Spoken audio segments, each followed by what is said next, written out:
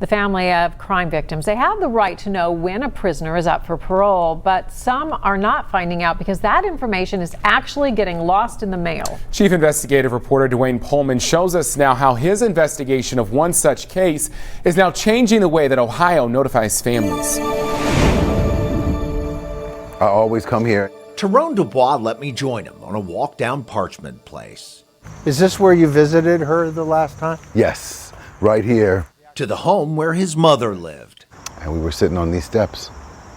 She's on the top one and I was at the bottom one, laughing and talking. The place where she was murdered.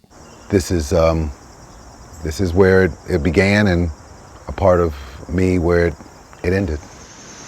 In the early morning hours on September 2nd, 1989, Berlina Wright, known as Cookie, was killed. She was beaten to death with an axe handle. Dubois got the call from his sister. I remember saying, no, no, no, and I threw the phone down. It was an hour after he exchanged vows with his new wife in Los Angeles. We just got married. I was extremely happy. It was a big day. Now, his big day turned tragic. The killer was quickly identified, Tyrone White, known as Tito. He was convicted and sentenced to 15 years to life in prison. Dubois says he made a promise to White in court. Every single time you come up for parole, I'm going to be here. Dubois built a big career as an on-air R&B personality in L.A. I'm America's R&B historian, Tyrone Dubois. But never missed a parole board hearing here in Ohio. I was there. And when White was being considered once again for parole in June, Dubois was there again, making the same argument. Under no circumstances should this man in any kind of way, shape, or form be let out of prison. It seemed to work. Dubois went back to his life in L.A. Then he got a call from Brett Van Oker, president of BlockParole.com, who asked him a question. Did you know that they're about to let Tyrone White out of prison?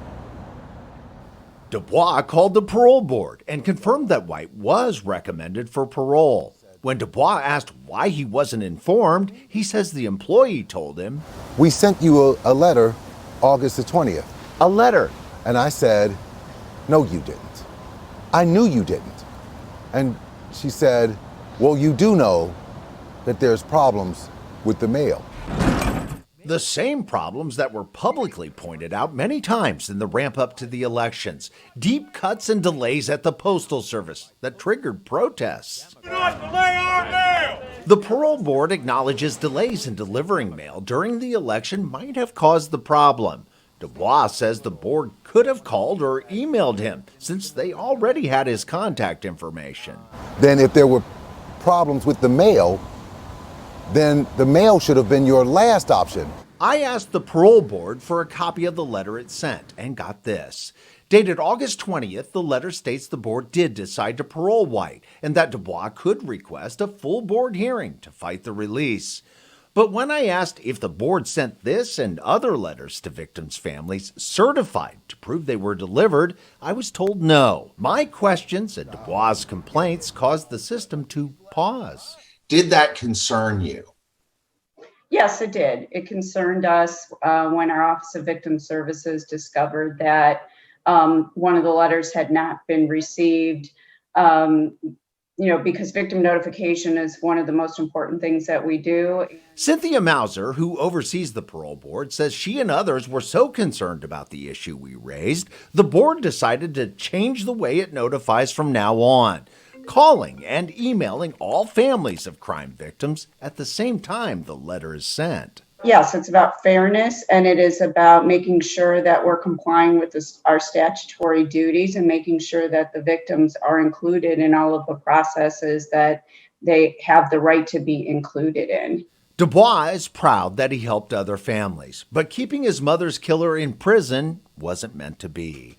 Tyrone White has stage 4 cancer, and the board voted 8-1 to parole him as soon as December.